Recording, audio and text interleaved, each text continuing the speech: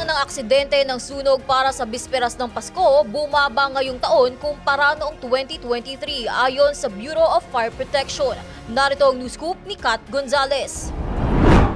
Bumaba ang naitalang insidente ng sunog sa bisperas ng Pasko ngayong taon kumpara noong 2023.